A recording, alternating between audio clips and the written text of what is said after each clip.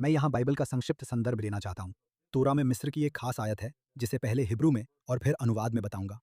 The चाय शियानु auto कनियरे बेवचिनी fruits. כאשר יענו אותו, כן ירבה וכן יפרוץ. मिस्रियों के ज्यादा सताने पर भी इसराइली और फलते फूलते गए, जो सामान्य समझ के खिलाफ है।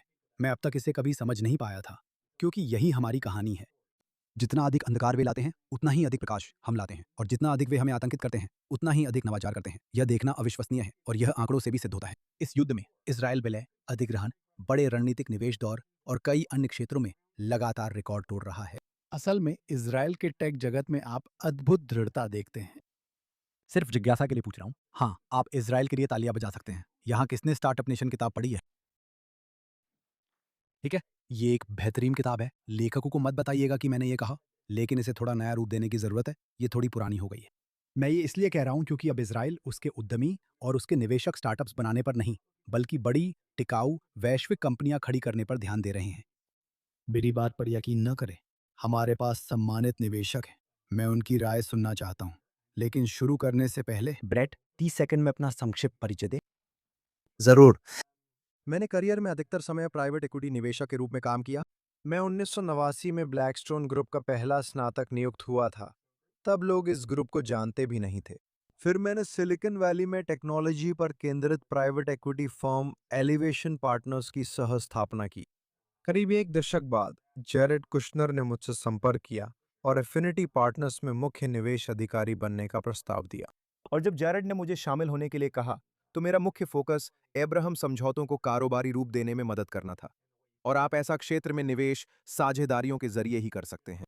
मैंने इस क्षेत्र में गतिविधियों की निगरानी की। एली एली, सबसे पहले हमें एक दूसरे को जानते हुए कितना समय हो गया है? उन्होंने मुझे लगभग पाला है। तुम्हारी उम्र क्या है? 47। लगभग 47 साल। बिल्कुल सही, ठीक है, ये सच है। हम दोनों साथ में प्राइमरी स्कूल में पढ़े थे। उनके पिताजी मेरे प्राइमरी स्कूल के प्रिंसिपल थे। सबसे अच्छा प्राइमरी स्कूल। उन्होंने मेरे पापा का नाम लिया था, वही है शाउट आउट। प्राइमरी स्कूल के अब तक के सबसे अच्छे प्रिंसिपल। हिल के पापा मेरे प्रिंसिपल थे। ठीक है, बताओ कि तुम जिंदगी में क्या कर रहे हो और इजराइल में तुम्हारी निवेश रणनीति क्या है? बिल्कुल, देखो मैंने शुरुआत 19 साल की उम्र में की थी। अपना सीरीज 7 और 63 ब्रोकर लाइसेंस लिया। जेपी मॉर्गन ने मुझे भर्ती किया और मैंने विदेशी मुद्रा समूह में काम किया।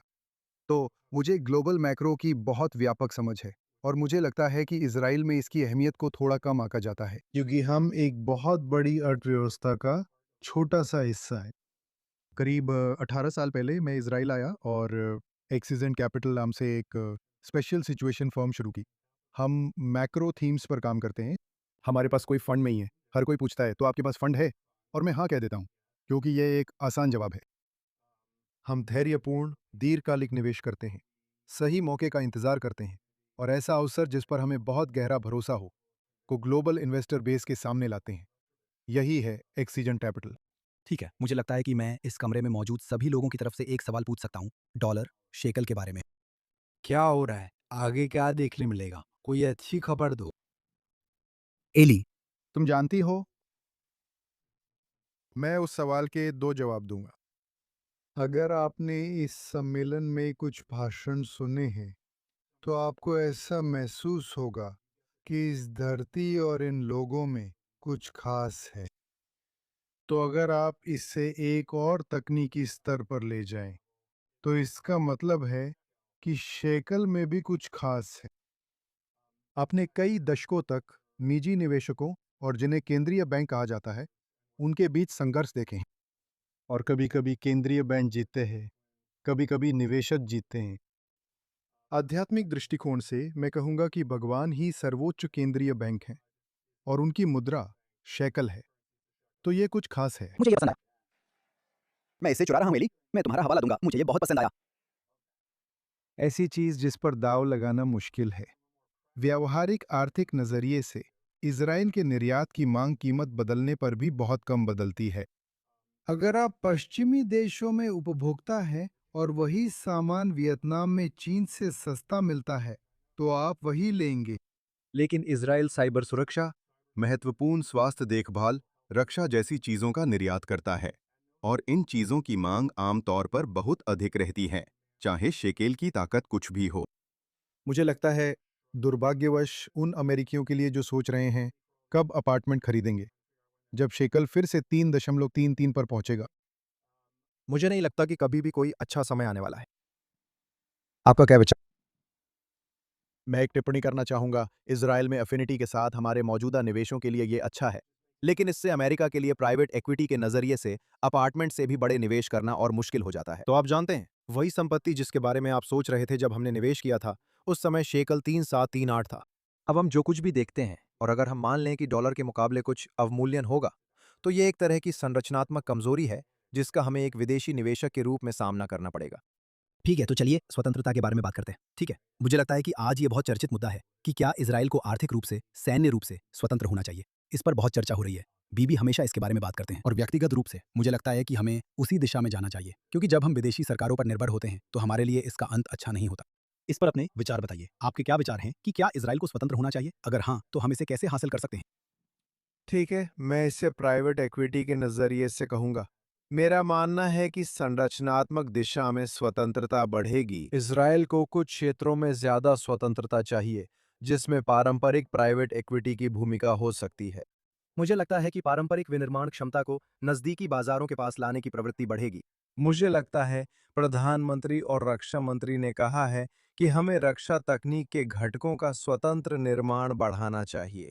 तो मुझे लगता है कि आप उस दिशा में बढ़ता रुझान देखेंगे। और वहीं निजी इक्विटी के ये असली मौका है ना? अगर विनिर्माण क्षमता बहुत अधिक पूंजी प्रधान है, और मुझे लगता है कि वहीं पर एफिनिटी जैसी फर्में, जब मैं वहां था, पारंपरिक अर्थव्यवस्था के अवसरों को देख रहे थे। मुझे लगता है कि इसके लिए निजी इक्विटी जरूरी होगी, इसे सिर्फ घरेलू स्तर पर फंड नहीं किया जा सकता। हम पहले भी कह चुके हैं, हम स्टार्टअप नेशन से आगे बढ़ रहे हैं। निजी इक्विटी इसका अच्छा संकेत है, और पूरा वीसी परिदृश्य भी है जिससे हम परिचित हैं। जितना ज़्यादा मैं पीई के इजराइल में प्रवेश के बारे में सुनता हूँ, हमारे लिए उतना ही अच्छा है। आप क्या सोचते हैं? मैं सहमत हूँ। मैं स्वतंत्रता, स्वायत्तता और लचीलापन को कृत्रिम बुद्धिमत्ता के संदर्भ में जोड़ूंगा, जो कि आज का सबसे बड़ा विषय है। मुझे लगता है कि इजराइल ने कई नवाचारों की लहरों के जरिए एक निश्चित स्तर की स्वतंत्रता या प्रतिष्ठा हासिल की है, चाहे वह स्वास्थ्य सेवा हो या मेरी राय में हाल ही में साइबर सुरक्षा, जहां हम अपने आकार के मुकाबले दुनिया के अग्रणी देशों में शामिल हैं। या शायद सीधे ही दुनिया के अग्रणी, मेरी राय में सीधे ही दुनिया के अग्रणी। भगवान से सुख के लिए बात करते हैं। एआई एक अलग कहानी है, क्योंकि आप दुनिया के बाकी हिस्सों में देख रहे हैं कि एआई में बढ़त भौतिक अवसंरचना से बनती है। ये बड़े डेटा सेंटर्स हैं, और वो पारंपरिक रूप से वो क्षेत्र नहीं है जिसमें इजराइल ने उत्कृष्टता हासिल की है। तो मुझे लगता है कि जब हम सोचते हैं कि इजराइल एआई के क्षेत्र में आत्मनिर्भर और लचीला कैसे बनेगा, तो यही वो चीज़ है जो आने वाले कुछ दशकों को वास्तव में परिभाषित करेगी। मुझे लगता है कि ये तकनीकों को आगे बढ़ाने और उन्हें छोटा और अधिक कुशल बनाने के बारे में है।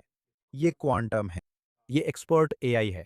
तो मैं इस पर असहमति जताने जा रहा हूँ। थोड़ा सा आपको इस पे विवाद खड़ा करना ही होगा। पैनल्स पे। सिर्फ इसलिए विवाद करना क्योंकि हम 47 साल से एक दूसरे को जानते हैं। वैसे तुम अब की तुलना में डायपर में ज़्यादा अच्छे लगते थे।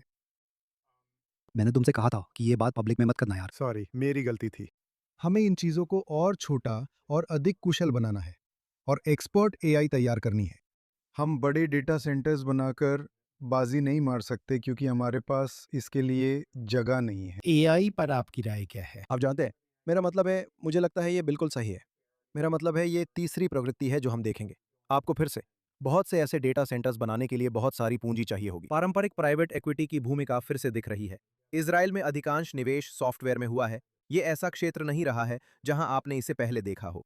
और इजराइल को स्वतंत्र होने के लिए न सिर्फ उन्हें डेटा सेंटर्स और ऊर्जा के लिए इंफ्रास्ट्रक्चर चाहिए, बल्कि उन्हें अपने खुद के एआई मॉडल्स को ट्रेन करना भी शुरू करना होगा, है ना? एक चीज जो हमने अमेरिका में घरेलू स्तर पर देखी है, वो ये है कि वहां अमीर और वंचित तबके बन रहे हैं। मुझे लगता है कि अच्छा नहीं है कि कई बड़े एलएलएम्स और ओपन एआई जैसी कंपनियां तय करते हैं कि उनके एडवांस्ड मॉडल्स कौन इस्तेमाल कर सकता है और कौन नहीं। और इजराइल एक चीज़ जो हमने देखी है वो ये है कि वो ऐसी स्थिति में नहीं रहना चाहता कि उसे एआई में अमेरिकी सॉफ्टवेयर पर निर्भर रहना पड़े, ताकि वो इजराइल को वो सुविधा दे सके। ये एक बुरी स्थिति होगी। मैं जोड़ना चाहता हूँ कि अमेरिकी सरकार तय कर रही है कि ये कौन कर सकता है। दिलचस्प, ठीक है। बताइए, मुझे ये नहीं कहना चाहिए कि एआई के बाद के दिन, लेकिन तकनीकी नवाचार और सामान्य रूप से व्यापार के मामले में इज़राइल के लिए आगे क्या है?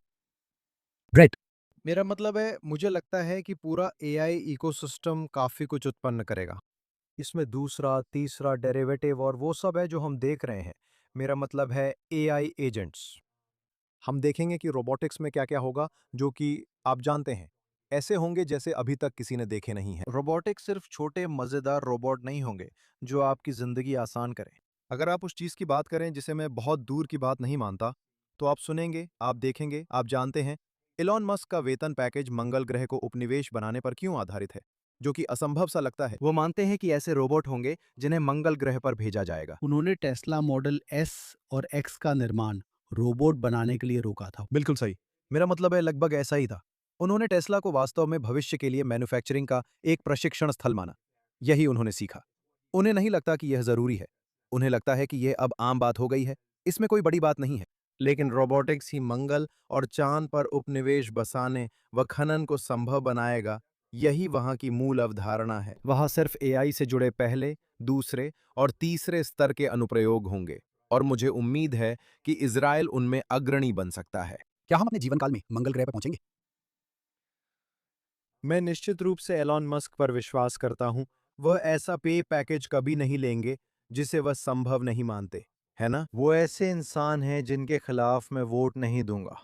अगर वो इससे पूरा नहीं कर पाए, तब भी वो इस काम को आगे बढ़ा देंगे। उन्होंने कई बार असंभव को संभव कर दिखाया है। उनकी हर कंपनी के बारे में यही कहा गया था, लेकिन वे सफल हुए। हो सकता है हमारे जीवन में मंगल ग्रह भी संभव हो जाए। आप क्या सोचते हैं? मुझे लगता है कि इज़राइल के लिए आर्थिक प्रगति का अगला चरण असल में ज़्यादा भू-राजनीतिक है। मुझे लगता है कि यह क्षेत्रीय एकीकरण है। मुझे लगता है कि युद्धों के इस युग के बाद भी एक दिन आएगा और सतह के नीचे पहले से ही बहुत कुछ चल रहा है। मुझे लगता है उसका बड़ा हिस्सा सतह पर आ जाता है।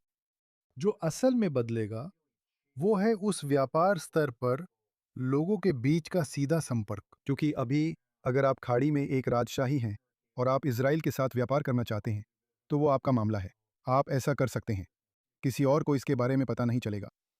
लेकिन अगर आपका कोई इज़राइली कारोबार है और आप दुबई, अबू धाबी, दोहा, रियाद या कहीं भी अपना दफ्तर खोलने जा रहे हैं, तो आप एक बड़ा जोखिम उठा रहे हैं। उस व्यापार के लिए कैंसल कल्चर सबसे कम खतरनाक जोखिम है। मुझे लगता है कि जब हम उस स्थिति से बाहर आएंगे, तो यह छोटे मध्यम व्यवसायों के लिए बड़ा बदलाव होगा, जो पहली बार उन जगहों पर जाकर जुड़ सकेंगे। मैं उनके लिए उत्साहित हूँ। अब्राहम समझौते इसमें मदद करता है, ये स्पष्ट है। मैं हाल ही में इस पर काफी सोच रहा हूँ। वह प्रसिद्ध श्लोक है कि जो यहूदियों को आशीर्वाद देता है वह आशीर्वादित होगा, और जो यहूदी लोगों को शाप देगा वह शापित होगा। ये एक अच्छा विचार है। और आप जानते हैं, लेकिन अगर आप दुनिया की 10 सबसे मूल्यवान कंपनियों को देखें, तो उनमें से 9 बहुत जायोनिस्ट हैं। सही है? अभी दुनिया की सबसे मूल्यवान कंपनी कौन सी है? एनवीडिया। उस आदमी ने इज़राइल में अपनी उपस्थिति 3 गुना की है ना? मेटा, अमेज़न, गूगल, एप्पल, इनमें से हर एक, है ना? कितने लोग आईफ़ोन यूज़र हैं? हाथ उठाइए। वाह! एंड्रॉयड। मुझे बहुत अफ़सोस है। रुको। तुम एंड्रॉयड यूज़र हो? मुझे पता है, ये परफ़ेक्ट है। मुझे पता है, ये परफ़ेक्ट है। नहीं, लेकिन मज़ाक एक तरफ। जैसे जब आप गर्वित यहूदी और एंड्रॉयड यूजर हो। ठीक है, हम इसके बारे में बाद में लड़ेंगे। ये एक धर्म जैसा है। आप जानते हैं, आईफ़ोन, एंड्रॉयड। जब आप अपना आईफ़ोन अनलॉक करते हैं, लोग इस बात को नहीं समझते। जब आप अपना आईफ़ोन फेस आईडी से अनलॉक करते हैं, क्या किसी को पता है कि इसे किसने बनाया? वो एक इज़राइली उद्यमी है। प्राइम सेंस को एप्पल ने खरीदा था। इसी युद्ध के दौरान एप्पल ने दूसरी बार उनकी कंपनी का अधिग्रहण किया। आप जानते हैं, वो चिप हर्जलिया में बनाई जाती है। अगर आपने माइक्रोसॉफ्ट टीम्स इस्तेमाल किया है, वो भी हर्जलिया में बनाई जाती है। ये सच है। दुनिया की 10 सबसे मूल्यवान कंपनियों में से 9 हाइपर ज़ायोनिस्ट हैं, जो अद्भुत हैं। लेकिन हमारे पास ज़्यादा समय नहीं है। मैं आपसे सिर्फ एक बुनियादी सवाल पूछना चाहता हूँ। इज़राइल, जो न्यू जर्सी से भी छोटा है और दुनिया के सबसे मुश्किल इलाके में है, टेक्नोलॉजिकल सुपर पावर कैसे बना? इसे 15 सेकंड में बताइए। गोल्डा मेयर के अनुसार, क्या हमारे पास विकल्प था? हम सब रैबिट मैन हैं। काश मैं उससे मिला होता।